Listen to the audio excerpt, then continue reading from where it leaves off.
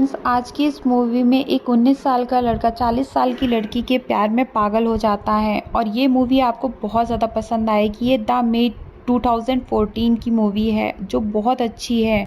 अगर अभी तक आपने मेरे चैनल को सब्सक्राइब नहीं किया है तो प्लीज़ सब्सक्राइब ज़रूर कर लें, क्योंकि इसी तरीके की मूवी मैं इस चैनल पर लाती रहती हूँ। तो चलिए बताती हूँ आपकी उसकी स्टोरी। कि स्टार्टिंग में हमें एक 18 साल का लड़का दिखाया गया है जो कि इस मूवी का मेन एक्टर भी होता है। जैक बहुत दिनों बाद हॉस्टल से अपने घर रहने आया हुआ होता है। यहाँ पर उसके डैड अकेले रहते हैं। जैक की अपने डैड से बिल्कुल नहीं बनती है, इसीलिए वो अपने डैड के साथ में मिसबिहेव भी करता है। फिर अगले दिन जैक अपनी विंडो पर बैठकर सुट्टा लगा रहा होता है। तभी उसकी नजर एक 40 साल की लेडी पर पड़ती है और वो उसको तसल्ली से देखता है। तभी जैक के डैड वहाँ पर आ जाते हैं और वो बताते हैं कि ये हमारे घर की मेड है, ये हमारे घर के सारे काम करती है और इसका नाम मारिया है। और तभी वो जैक और मारिया को एक दूसरे से इंट्रोड्यूस कराते हैं। उसके बाद जैक एक दिन मारिया से बात करने की कोशिश करता है और वो बातों ही बातों में मारिया को बताता है कि मेरी लाइफ बहुत ही डिस्टर्बिंग है, क्योंकि मेरी मदर बचपन में ही मर गई थी और मेरी डैड ने दूसरी शादी की थी और मुझे स्टेप मदर से बहुत ज्यादा नफरत है। और इसी तरह इनकी बातें भी खत्म हो जाती हैं और मारिया वहाँ से चली जाती है। और फिर अगले दिन जैक फोटोग्राफी के लिए घर से बाहर निकलता है, जिसे वहाँ एक सुंदर लड़की मिलती है जो उसे बहुत ज्यादा पसंद भी करती है, जो जैक के साथ में फ्लर्ट करने की कोशिश भी करती है। बट जैक जो होता है वहाँ पे सख्त लड़का बन जाता है और वो बिल्कुल नहीं पिघलता। तभी मारिया वहाँ से निकलती है। तभी जैक उस लड़की को अवॉइड करके वहाँ से चला भी जाता है और वो सीधा घर आ जाता है। जिसके बाद मारिया पूछती है कि तुम आज इतनी जल्दी घर कैसे आ गए? तुम्हारे साथ तो एक लड़की थी, तुम्हें वहाँ पर थोड़ा और टाइम स्पेंड करना चाहिए था। पर जैक मारिया की ये बात सुनकर गुस्सा हो जाता है और वहाँ से चला भी जाता है। जिसके बाद जैक मारिया से अगले दिन बातें करता है और वो उसे बताता है कि मुझे तुमसे बात करना बहुत ज्यादा पसंद है और तुमसे बात करने के बाद में मेरा जो मन है वो बहुत ज्यादा हल्का होता है। जिसके बाद मारिया जैक से बोलती है कि तुम बेहिचक होके मुझसे अपनी बातें शेयर कर सकते हो। इसके तुरंत बाद जैक मारिया को अपनी मॉम की फोटो दिखाता है और मारिया से बोलता है कि मेरी माँ बिल्कुल तुम्हारी तरह ब्यूटीफुल दिखती थी। जैक अपनी माँ को लेकर इसलिए ज्यादा परेशान रहता था क्योंकि उसकी माँ की जो डेथ थी वो उसके बर्थडे वाले दिन ही हुई थी और इसी वजह से जैक को लगता था कि उसकी माँ उसकी वजह से ही मरी है। ये सारी बातें सुनकर मारिया भी दुखी हो जाती है और ऐसे में मारिया भी उसको कुछ बताती है। जब वो 16 साल की थी तब वो पहली बार प्रेग्नेंट हुई थी अपने बॉयफ्रेंड के थ्रू, लेकिन उसके बॉयफ्रेंड ने उसको एक्सेप्ट करने से मना कर दिया था। इसके बावजूद उसने अपने बच्चे को जन्म दिया। उसका बच्चा लड़का था जो बड़ा होने के बाद मारिया के साथ ही नहीं रहता और मारिया इसी बात से बहुत ज़्यादा डिसअपॉइंटेड रहती थी।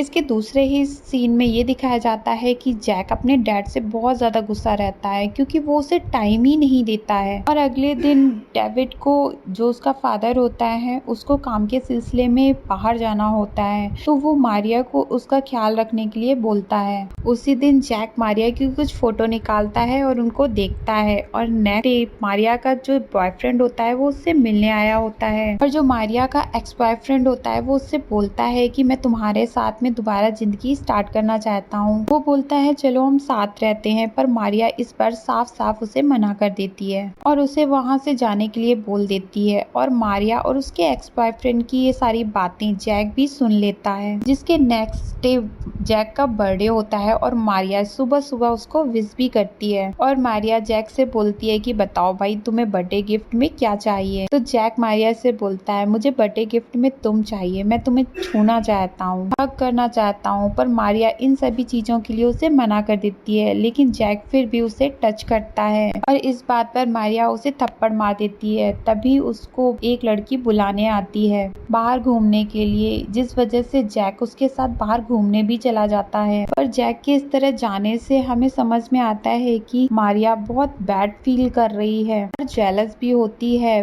और बाद में जब जैक घर आता है तो वो मारिया को रोते हुए देखता है और वो उसे धीरे धीरे टच करते हुए उसके साथ इंटीमेट भी हो जाता है और मारिया खुद को इस बार नहीं रोक पाती और बाद में अचानक वो वहाँ से चली जाती है। वो ऐसा इसलिए भी करती है क्योंकि वो जैक को बताती है कि हमारा कोई फ्यूचर नहीं है, क्योंकि तुम अभी सिर्फ 18 साल के हो और मैं 40 साल की हो चुकी हूँ। पर जैक मारिया की इन सभी बातों को निग्लेक्ट कर देता है और उसे बताता है, उसे समझाता है, पैम्पर करता है और धीरे धीरे वो फिर से एक बार इंटीमेट हो जाते हैं। इसके बाद अगले दिन वो दोबारा किचन में इंटीमेट हो रहे थे कि तभी जैक के डैड वापस घर आ जाते हैं और वो जैक को आवाज भी लगाते हैं और जैक अचानक से अलग हो जाता है और तभी वहाँ पे डेविड आ भी जाता है। इसके बाद वो जैक को बर्थडे गिफ्ट देते हैं और रात में साथ में डिनर करने के लिए भी बोलते हैं और इस पर जैक दोबारा से अपने डैड पर गुस्सा करता है और वहाँ से चला भी जाता है। वो इसलिए ऐसा करता है कि वो अपने डैड के साथ बाहर कहीं नहीं जाना चाहता, बल्कि वो मारिया के साथ अपनी रात बिताना चाहता है। फिर अगली रात जैक अपने फादर के साथ में ड्रिंक लेता है और वो गुस्से में उनसे बोलता है कि वो अपनी वाइफ को प्यार नहीं करते थे, इसीलिए उन्होंने उसकी स्टेप मदर से शादी भी की थी। इस बात को सुनकर उसके फादर बोलते हैं, मैं कल भी तुमसे प्यार करता था और आज भी प्यार करता हूँ, और रही बात तुम्हारी माँ की, तो मैं कल भी उनसे प्यार करता था और आज भी उन्हें दिल से चाहता हूँ। और वो उसे बताते हैं कि मुझे तुम्हारी परवाह थी, इसलिए मैंने दूसरी शादी की ताकि तुम्हारी देखभाल अच्छे से हो सके। डेविड आगे बोलता है कि अब हमें इन सब बातों से आगे बढ़ना चाहिए। इसी दौरान डेविड देखता है कि जैक सो गया होता है और अगले दिन जैक और मारिया कहीं घूमने जा रहे होते हैं। घूमने के बाद मारिया जैक को अपने घर ले जाती है, जहां वो दोनों बहुत खुश होते हैं और जैक को अपनी आंखों पर यकीन नहीं होता और वो मारिया को बोलता है कि ये सब मुझे एक सपने की तरह लग रहा है। पर मारिया उसे बोलती है कि ये कोई सपना नहीं है, ये हकीकत है। अब तुम मुझे टच कर सकते हो, छू सकते हो, हग कर सकते हो, तुम एक बार ये सब करके तो देखो। और वो इस तरह धीरे धीरे इंटीमेट हो जाते हैं और इसके बाद में मारिया जैक को बताती है कि उसके बेटे की एक एक्सीडेंट में मौत भी हो चुकी है। ये बात सुनकर जैक शॉक में रह जाता है और इसके बाद वो दोनों फिर से इंटीमेट हो जाते हैं। और उसी रात जब जैक अपने घर वापस आता है, अंदर घुसते ही वहाँ उसके फादर बैठे होते हैं और वो उससे पूछते हैं, क्योंकि जैक बहुत खुश होता है। जैक को देखकर उसके फादर भी बहुत खुश हो जाते हैं और नेक्स्ट डे हमें दिखाया जाता है कि जैक अपने बैग को पैक कर रहा होता है और वो अपने डैड का दिया हुआ गिफ्ट भी पैक कर लेता है और घर से जाते समय वो मारिया को हक करता है, किस करता है और लास्ट में जब वो गाड़ी में बैठने वाला होता है तो डेविड को अपने गले लगाता है और एक जोरदार झप्पी देता है और फिर अपने हॉस्टल वापस चला जाता है। और इधर मारिया भी अपनी फैमिली के पास वापस पहुंच जाती है, जहां उसकी फैमिली में अकेली उसकी माँ ही होती है और वो अपनी माँ को बताती है कि वो प्रेग्नेंट है। उसकी माँ ये सुनकर बहुत ज्यादा खुश भी होती है और दुखी भी, पर मारिया उसे अपने गले लगाते हुए उन्हें समझाती है। और इसके बाद दोबारा से मारिया को अपने काम पर कपड़े सुखाते हुए दिखाया जाता है। फ्रेंड्स, ये स्टोरी यहीं पर स्टॉप हो जाती है। तो दोस्तों, आपको कैसी लगी मेरी आवाज़ में ये मूवी का एक्सप्लेनेशन? अगर थोड़ा बहुत भी अच्छा लगा तो मूवी को लाइक, शेयर और चैनल को सब्सक्राइब कर लीजिए। Thank you for watching.